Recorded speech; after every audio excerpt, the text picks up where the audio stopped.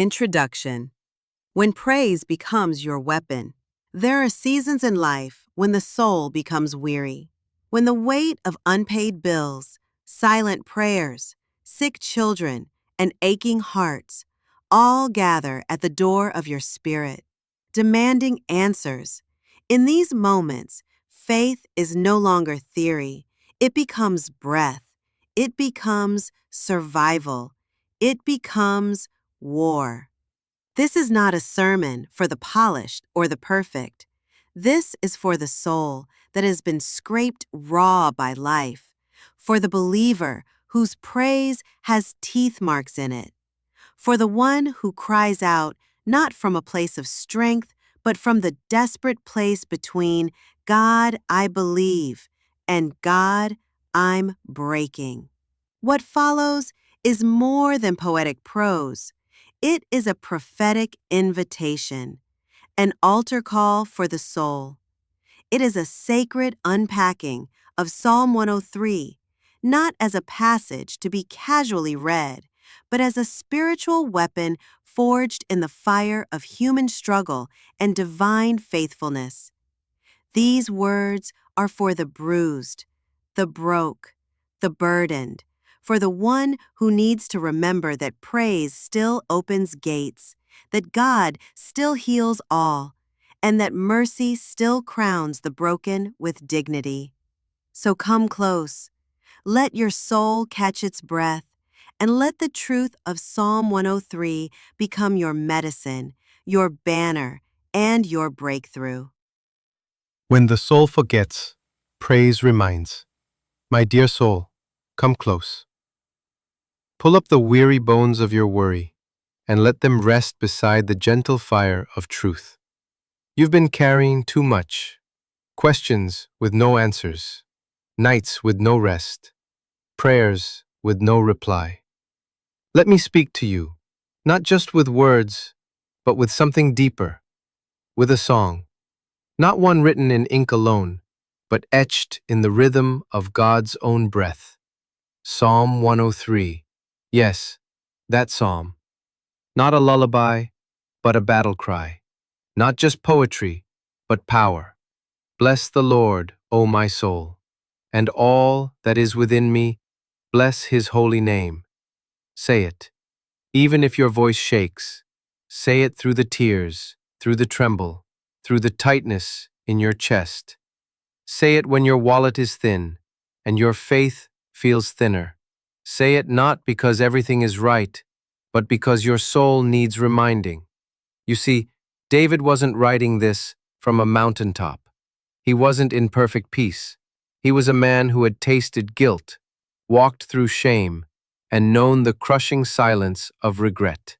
And still, he commanded his soul to bless the Lord. Not his circumstances, not his feelings, the Lord. Why? Because David understood a sacred truth that life tries to make us forget. When the soul praises, It's warfare. And this praise, this verse, it doesn't just speak to your Sunday self.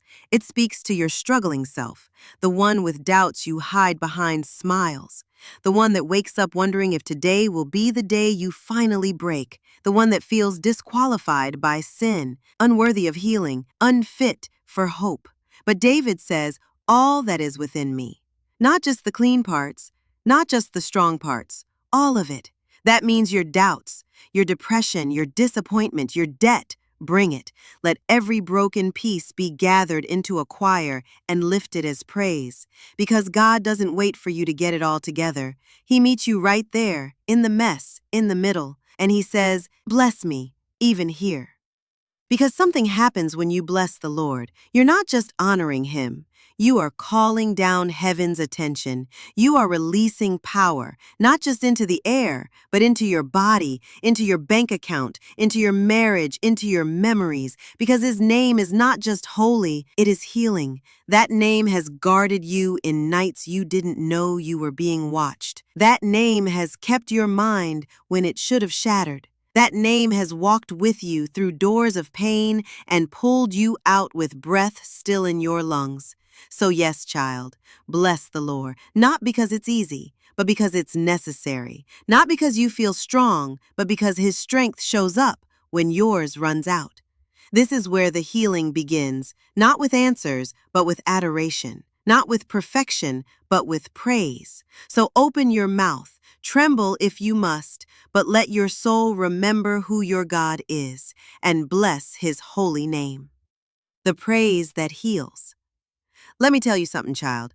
Praise is not a decoration. It is a declaration. And when it rises from broken places, it does something sacred. It summons the healer. Psalm 103 doesn't stop at worship. It walks straight into healing. Who forgives all your iniquities, who heals all your diseases. All. Not just the physical ones that doctors diagnose. Not just the fevers or the coughs. No, child. The psalm speaks of healing for the diseases beneath the skin. The kind that linger in the shadows, the anxiety that wraps your chest, the fear that creeps in when the bills pile up, the ache behind your smile when you tell everyone you're fine. That's a sickness too. Worry is a disease. So is shame. So is silence. So is that poverty that doesn't just live in your bank account. It lives in your belief about yourself. But God says, I heal that too. Because you can't bless the Lord with your whole soul and keep parts of it hidden. He wants it all, even the trembling pieces, especially the trembling pieces. And this healing, it doesn't always roar. Sometimes it's a whisper that pulls the poison out of your memories. Sometimes it's a slow returning of peace to places you forgot were still bleeding. Sometimes healing is not the absence of pain, but the presence of God in the David said, who heals all your diseases. And when God says all, He means it. He means the diagnosis the doctor didn't see coming. He means the depression that skips generations but landed on your doorstep. He means the financial hole you keep falling into, the trauma you buried deep, the sleepless nights that no pill seems to fix. God sees it, and God heals it. But how? Through praise. Because praise is more than a song. It is permission. It tells heaven, you are welcome here. It tells your soul, you are not finished yet. It tells your past, you don't hold the pen anymore. And when you praise, you realign. You stop agreeing with fear and start agreeing with truth. You're not cursed. You're not abandoned. You're not stuck. You are loved. You are seen. You are being healed, even now, as you whisper, bless the Lord, O my soul. This praise, it doesn't ignore pain. It speaks through it. And as it does, the healer begins his work, not just in your body, but in your identity, your memories, your faith. So lift up the broken hallelujah. Let the cracked places be the amplifiers of grace, because that's where healing begins, not in the fixing, in the praising. 3. Redeemed and crowned. Who redeems your life from destruction? Who crowns you with loving kindness and tender mercies? Do you know what redemption means, child? It means God doesn't leave you in the ruins. It means He steps into the ashes of what was and says, I'm not done here. I'm not done with you. Redemption is not just rescue. It's restoration. It's God reaching into the rubble of your decisions, your disappointments, your despair, and pulling out something beautiful. You thought it was over. You thought the story was finished after the heartbreak, after the addiction, after the shame. But redemption rewrites what regret tried to erase.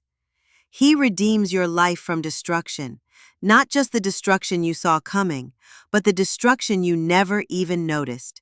The toxic relationships you stayed in too long, the doors you begged God to open, and now thank Him for keeping closed. The spiral of self-doubt, self-hate, and spiritual silence. He pulled you back. He pulled you out. Some of the things you survived. You didn't survive because you were strong. You survived because God redeemed what was trying to take you out. And He didn't just pull you out. He crowned you. Imagine that. You came crawling from the pit, muddy, trembling, ashamed, and instead of scolding you, he lifts your chin and places a crown on your head. Not a crown of gold, but a crown of loving kindness and tender mercy, a crown made of compassion, a crown that says, I see what you. It tells you you're too broken, too sinful, too poor, too late. But God replaces every false crown with one that cannot be taken. And hear me now. When God crowns you, He doesn't consult your past. He doesn't ask your critics for permission. He doesn't care how long you were down. He only cares that you're His. So wear it, beloved. Walk like one who's been redeemed. Speak like one who's been crowned. Praise like one who knows that destruction was not the end of the story. Because when God redeems, He restores everything the fire tried to destroy. And when He crowns, He doesn't do it lightly. He does it in love. Let that be your anthem. I am redeemed. I am crowned. I am covered in mercy.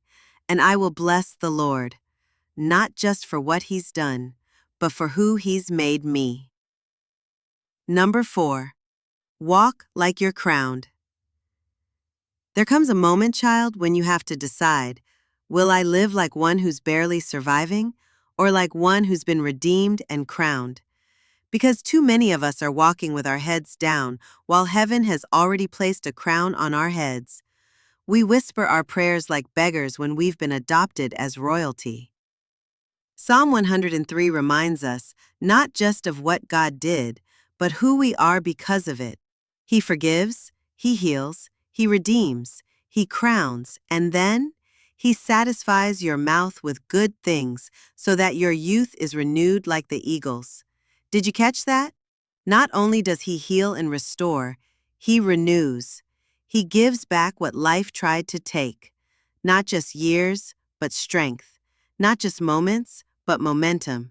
He breathes into dry bones and says, rise again. He looks at your worn spirit and says, fly again.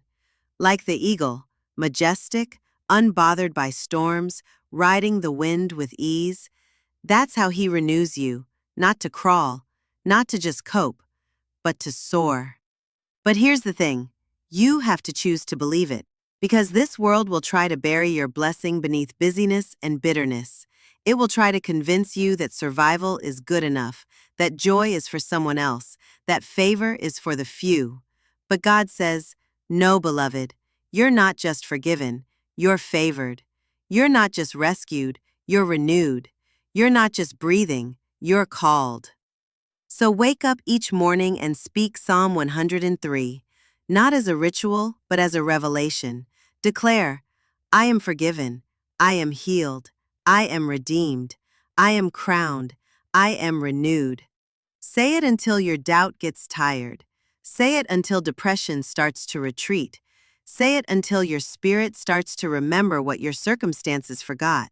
You are God's, entirely, eternally. Now walk through your home like you believe it. Whisper it in your kitchen. Sing it in your hallway. Declare it in your prayer closet. When you bless the Lord, you rise above what tried to bury you. And when you remember who He is, you begin to remember who you are. You are not the broken one. You are the beloved. You are not forgotten. You are favored. So bless the Lord, O my soul, and all that is within me. Bless His holy name. 5. When praise opens the gate.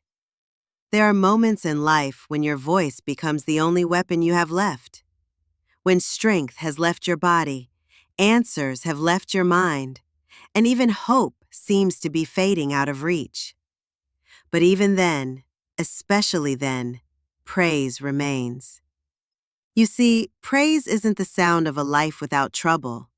It's the sound of a soul that still believes God is good, even when nothing else feels good. And that kind of praise, that kind of trembling, tear-stained, warfare-wrapped worship, it opens gates. Psalm 103 is more than a psalm. It is a key that unlocks healing, a key that calls down provision, a key that restores dignity, renews identity, and breaks generational bondage. A key that swings open the gates of heaven and lets mercy flood your life like morning light after a long, dark night. Don't miss this. God didn't give you this psalm for pretty mornings and polished prayers. He gave it for the stormy nights, for the late notices, for the unanswered diagnoses.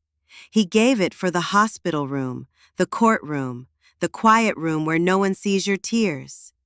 He gave it for the single mother, the father without work, the young soul drowning in anxiety. He gave it for you. Because praise, real praise, isn't performance, it's possession. It's taking hold of the truth when everything else is lying to you.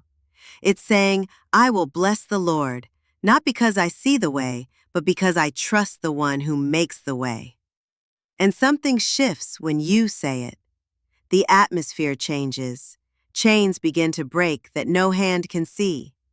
Prayers begin to rise that hell cannot silence. Faith begins to bloom where fear once reigned. That's the mystery of praise. It doesn't wait for proof, it creates it. It doesn't require perfect conditions, it transforms them. And here's the most beautiful part. When you praise, you're not just fighting for today, you're planting for tomorrow. You're laying down seeds that your children and your children's children will walk upon. You are building altars in the wilderness that will one day become testimonies of deliverance. So lift your voice, beloved, not because you feel like it, but because you're called to it. Not because everything's fine, but because your soul knows the one who holds the final word. Let Psalm 103 be your banner, your breath, your battle cry. Bless the Lord, O my soul. Beloved, you've heard the truth. You've felt the stirring. Now it's time to respond. Don't let these words stay on the screen. Let them rise in your spirit. Let them echo in your home. Let them become your lifestyle. Open your Bible to Psalm 103, not just today, but every day. Declare it over your body. Speak it over your family. Pray it over your finances. Sing it over your fears. Let it be the first thing you say when you wake up and the last whisper before you sleep. Bless the Lord, O my soul. Let every broken place, every aching part, every forgotten dream join in the chorus. Because when your soul begins to bless the Lord, heaven begins to move. Write it down. Put Psalm 103 on your mirror, your fridge, your dashboard. Say it aloud. Let your home hear the sound of your faith. Share it. Send this word to someone who needs to remember who they are and who their God is. Live it. Don't just read praise, be praise. Walk like one who's healed, crowned, redeemed, and renewed. You are not waiting on a breakthrough, you are walking in one. So rise up, open your mouth, lift your hands, and bless His holy name.